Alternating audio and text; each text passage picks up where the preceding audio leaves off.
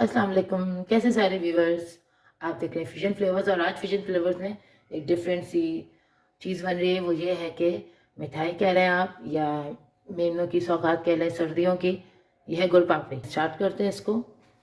इसके लिए हम ले लेंगे एक कढ़ाई या कोई भी जो पॉट आपको लेना आपने लिया, उसके अंदर थोड़ा सा हम घी डालेंगे, पहले 2-3 चम्मच जितना,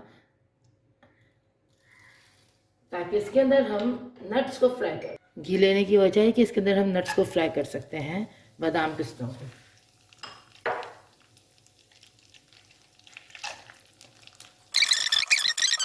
इसको हल्का हल्का सा रोस्ट करेंगे और इसको फिर एक प्याली में निकाल लेंगे। अब हम इसको निकाल लेंगे। हमने नट्स निकाल लिए। अब इसी पैन के अंदर हम घी ऐड कर देंगे जितना हमें बनाना है गुड़ पापड़ी। उसके लिए यहाँ पे हम घी थोड़ा सा गरम करेंगे और घी गरम हो जाएगा तो इसके अंदर हम डालेंगे गेहूं का आटा, हम घर में यूज़ करते हैं वो यूज़ करेंगे। दूसरी चीज़ ये कि जितना आपने आटा लेना है उतना आपको घी लेना है, उतना ही आपको गुड़ लेना है। अगर आपके यहाँ मीठा थोड़ा कम खाया जाता है, आप गुड़ की क्वांटिटी थोड़ी कम कर सकते हैं।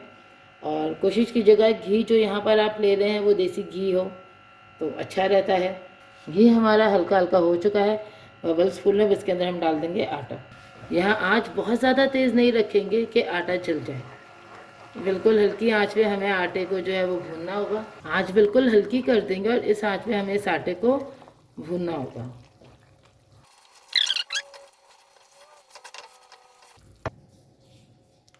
ये देखिए यहाँ पे इसका कलर कितना अच्छा चेंज हो गया है। बहुत अच्छी खुशबू आना शुरू हो गई है और बहुत अच्छा सा कलर चेंज होना शुरू हो चुका है इसका। आप देखें आटा बिल्कुल वेट फ्री हो चुका है। ये देखें बिल्कुल पानी की तरह हो गया है और इसका कलर भी बहुत खूबसूरत आ गया। अब इसके अंदर हम ऐड कर देंगे हमारा गोंद आप पहले से भी फ्राई कर सकते हैं, लेकिन इसको डालना तो हमें गुड़ के अंदर ही था, आटे के अंदर ही था, तो इस वजह से हमने जो है वो गोंद पहले से फ्राई नहीं किया। क्योंकि देखें इतना ऑयल गर्म होता है, इतना घी होता है, आटा ब्राउन इतना हो चुका होता है कि इसके अंदर हम आराम से फिर ये गोंद फ्राई कर सकते हैं। तो ये मैंने काफ़ी जो है वो अपने हाथ से क्रश किया। आप चाहें तो आप इसको ओमिट कर सकते हैं, ना यूज़ करें, लेकिन इसका एक अपना फ्लेवर होता है और गोंद का जो है ना वो अपनी एक तासीर है। अच्छा, अब यहाँ पे हमने चूल्हा बंद किया क्योंकि माशाल्लाह से हमारा आटा हो चुका है और हम यहाँ पे गुड़ ऐड कर देंगे, लेकिन आपको उसको पानी वाला नहीं बनाना। यहाँ पे हम थोड़ा सा बादाम पिस्ता जो हमने रोस्ट किया था वो अंदर डाल देंगे।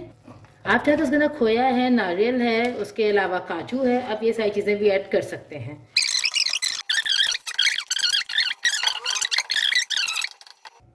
इसको हमने अच्छे तरीके से सेट कर लिया है। अगर आपके पास बेकिंग ट्रे है नॉन स्टिक तो उसमें ज़्यादा बेटर रहेगा कि आप उसमें भी सेट कर सकते हैं, बट मेरे पास वो छोटी थी, इतनी बड़ी नहीं थी कि उसमें ये इजीली सेट होता। इससे मैंने थोड़े से नट्स डाल दिए हैं, बादाम पिस्ते। आप देख सकते हैं कितना खूबसूरत लग रहा है ये हलवा। अब इसको जो है हम 10 मिनट्स बाद कट करके दिखाएंगे आपको, लेकिन इसको एटलीस्ट 4 आवर्स का रेस्ट देना है।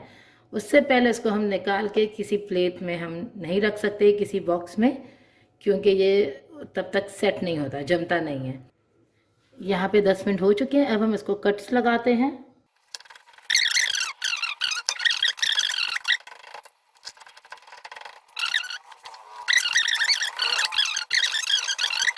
Four hours later. इसका टेस्ट बहुत अच्छा होता है, बहुत हेल्दी होता है। ज़रूर ट्राई कीजिएगा और हमें अपना फीडबैक दीजिएगा कैसा लगा। चलें, अल्लाह हाफ़िज़।